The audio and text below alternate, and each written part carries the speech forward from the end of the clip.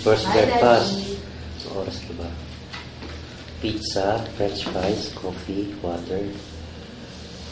Doon ako bumili malapit sa Giant Store. Yung Giant Store pala dyan, maliit lang. Hindi yung malaki talaga. Tawag Giant. 8:05 a.m. Sarado pa. Sarado pa. Ngayon na nakakaraw. Pwede tayo mamili rin kahit maliit lang. Immediate lang naman bibili natin.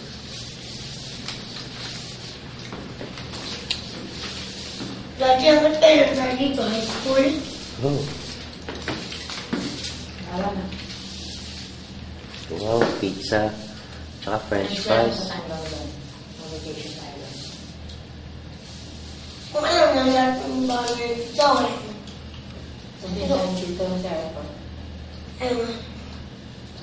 Di ba dapat punta tayo Philippines, ulit tayo. Hindi tayo ulit tayo. Hindi tayo sa Manila. Eh, boys, play natin. Ilang taon na rin si Mia? Kaya ito ang Gordon. Hindi ko alam. Paano? Bakit?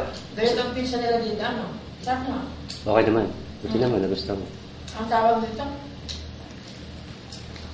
Eh, yung french fries team, okay naman. Ako ng isang ano, ketchup. Ayun, like, Breakfast natin. Wala kasi pandesal anak eh. Bili tayong bread mamaya. Mahal naman ito ang breakfast natin. Okay lang yan. Dapat titisit tayo. Yung pizza, 20 real. Yung french fries, 6 real. Ba't ang maluto ako? Yung mga hotdog pa dito? Meron. Chicken franks. Wala yung hotdog na katulad ng sa atin. Iba rito. Yung kanin? Kailan mas masarap pa rin yung hotdog sa atin. Oh, may bili tayong bigas.